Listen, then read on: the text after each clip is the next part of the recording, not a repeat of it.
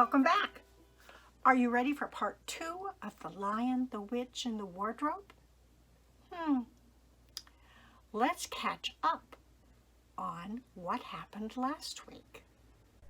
Last week, we met 4 kids: Edmund, Susan, Peter, and Lucy.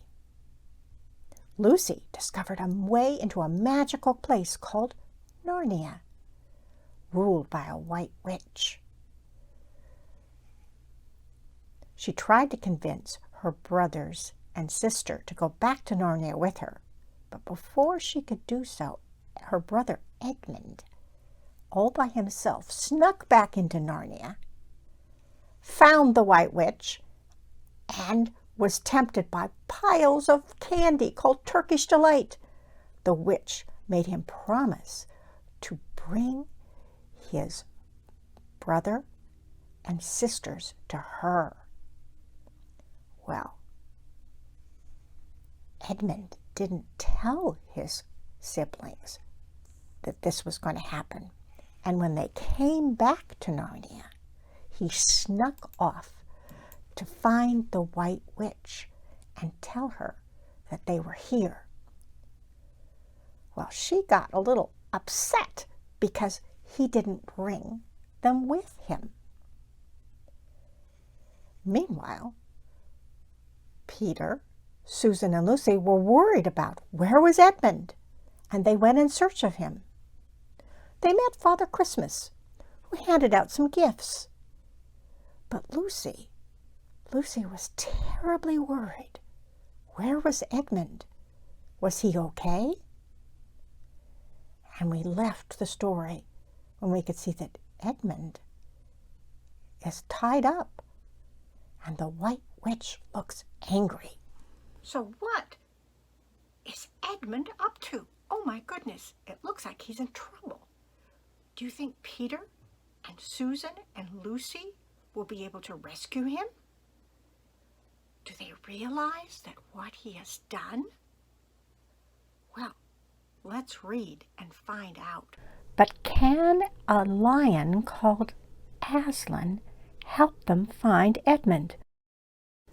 The witch had Peter tied like a prisoner and was raging at him as if it was his fault her winter was wearing out, her sledge wasn't working, and that everywhere there were signs of spring.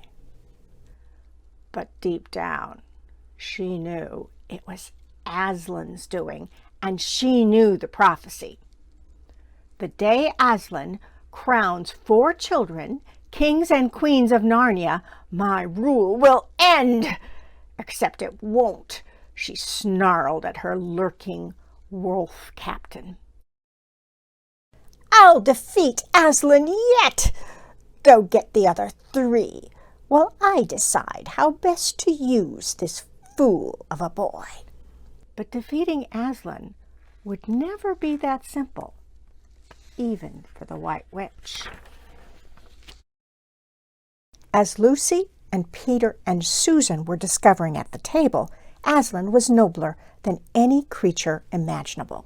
He was a lion, greater than all lions, and wonderful and terrible at the same time. For Lucy, looking at him felt like looking at the sun, only safer. When Aslan spoke, his deep, rich voice seemed to shake the very ground Lucy stood on. Welcome, children.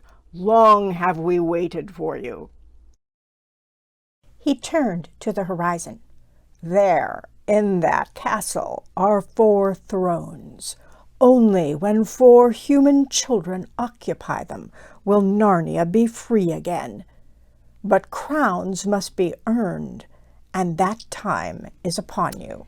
At this, there was great consternation among the smaller Narnians. Peter and the beavers ran to see what it was all about. But Lucy felt she had to tell Aslan about Edmund. He is lost, Aslan, she began, and then the words tumbled out. Or with the witch, or taken by the witch, or something. But please, he is our brother, and he is the fourth. He must be saved." "All shall be done that must be," said Aslan, "all dealt with in turn, and first—" He was interrupted by the sound of the horn Father Christmas had given Susan. Susan was giving warning that the witch's wolf captain was slinking toward them. Lucy was up a tree in a flash, but Susan hadn't time to climb out of reach. "Help her!" Lucy screamed. And drawing his sword, Peter did, fighting that lurking, smirking, cruel captain single-handedly to his end. "You're finding your strengths, I see," Aslan glowed. "And now I must send my people for your brother." True to Aslan's promise, in the morning Edmund had been found. He was there, walking in the dewy grass and talking with the lion. Lucy thought her brother looked quite different, as if he was beginning to trust himself again. She was so relieved that she wanted to run over and throw her arms around him, but before she could, the dwarf Longbeard announced the arrival of the White Witch. "Hear me!" the witch screamed at Aslan. "That child was ready to hand over his brothers and sisters in exchange for a few boxes of Turkish delight. He is a traitor and cannot be rescued, for the law says all traitors are mine. Give him back to me now." When she had finished, Aslan sent Peter to prepare an army of good Narnians. Then he quietly offered his own life to save Edmund's. The witch couldn't believe her luck. "Forget Edmund," she whispered to her dwarf and her hags. "Forget the children. Now I can kill the great Aslan, power of all good, without breath or roar, and rule forever. Tie him to the table with 1,000 ropes." But as soon as Aslan was dead and the witch had left, an army of mice arrived and began to nibble through the ropes. Lucy and Susan, who had been hidden, were heartbroken. They wanted to run and tell Peter, but before they could, there came a thunderous crack. The stone table had split in two, and Aslan was free. "Aslan, you're alive!" Lucy cried, flinging herself onto him. "How did you do that?" "Through magic deeper than the witch will ever know," said Aslan. "And now, children, there is much to do. But first we shall enjoy a romp through spring as no one ever has, except in Narnia." And that is what they did. The girls riding on the great lion's back, through avenues and sunny glades, past roaring waterfalls and echoing caverns, across mountains, valleys, and acres of blue flowers. On and on, until they arrived at the witch's house. She was away, of course, but high walls and locked gates did not bother Aslan. "Hold on!" he roared, and leaped and landed in the courtyard, among statues of all the creatures the witch had turned to stone. "Mr. Thomas!" cried Lucy. "Oh, Aslan, I promised him I wouldn't let this happen." "Then keep your promise through me," said Aslan, as he began to breathe warm life into each of the cold statues. And once back in the land of the living, all of them were only too eager to join in the battle against the witch, and her horrible army of ogres and giants, bogles and hags, ghouls and ghastlies of every sort. But as they came bounding up, they saw stone statues of their side all over the battlefield.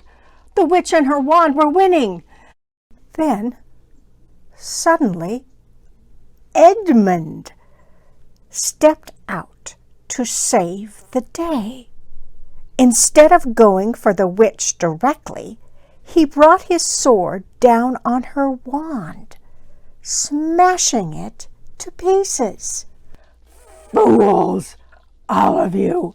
the witch screeched, turning on Peter. "I'll still find a way." Peter staggered back, and Aslan made his greatest leap yet, straight at the witch. And that was that. "The White Witch is dead! Narnia is free! Long live Narnia!" The cries went up, sending the last of the witch's army running for the faraway hills. As Edmund lay still on the ground, Lucy remembered her fireflower cordial and rushed to his side. "He's badly wounded," said Peter, "but without what he did, the witch would have won." "True," said Aslan. "Even I might be a statue. He has earned his place back among you. But Lucy, be quick. There are many wounded. Susan, help her, while I get busy with all these statues." When every hurt Narnian was healed and every stone statue was breathing again, Aslan solemnly crowned the children up at the castle. King Peter, Queen Susan, King Edmund, and Queen Lucy. Afterward, there was music, feasting, and dancing. Aslan, glowing more golden than ever, was about to slip away. But before he did, Lucy found him. We've never ruled anywhere before," she said, and I'm a bit afraid." "Don't be," said Aslan, "for I'll be with you, even when you do not see me. Besides, you're all brave and adventurous, and I've seen the love in your heart, Lucy, and it overflows. You will be as good a queen as Narnia could hope for." As always, Aslan was right. Soon all four of them were loved and respected up and down the land. Together, they finished off the witches' ghastlies. They restored peace, good living, and laughter, and where once it was endless winter, now it seemed almost summer. "The prophecy is fulfilled," said Mr. Tumnus as they walked in the wild woods. "Narnia is Narnia again. But what's this? An iron tree lit like a lamp?" Of course, it wasn't an iron tree at all. It was the lamp post near the wardrobe. Suddenly, Peter, Susan, Edmund, and Lucy felt the pull of their lives on the other side. And the next thing, there they were, not pushing past trees, but rows of fur coats. They were back. They were home. And to their amazement, not a moment had passed since they'd left. But then, as they were to find out in many other adventures, that was all part of the marvel and mystery of that evermore magical land, Narnia. So what do you think? Does God love us even when we mess up? Even if we do something as terrible as what Edmund did? What do you think? Well, I think, in fact, I know, God loves us always. Remember what Pastor Becky says? God loves you. Jesus Christ is crazy about you. And you should go forth and show his love to the rest of the world. I'll see you next week. And here's a sneak peek. Next week's book is about Mr. Lewis and his brother. And you'll find out how come there's a wardrobe in The Lion, the Witch, and the Wardrobe. See you next week.